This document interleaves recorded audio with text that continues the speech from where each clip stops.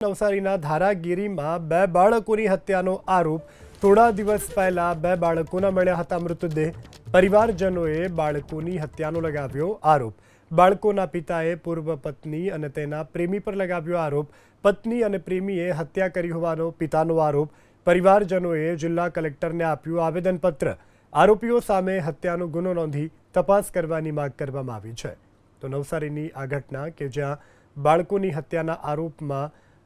જે મૃતદેહ મળી આવ્યા હતા તેને લઈ અને પરિવારજનોએ બાળકોની હત્યાનો આરોપ લગાવ્યો બાળકોના પિતાએ પૂર્વ પત્ની અને તેના પ્રેમી પર આરોપ લગાવ્યો છે પત્ની અને પ્રેમીએ હત્યા કરી હોવાનો પિતાનો આરોપ છે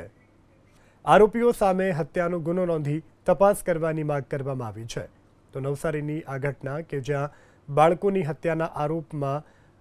જે મૃતદેહ મળી આવ્યા હતા તેને લઈ અને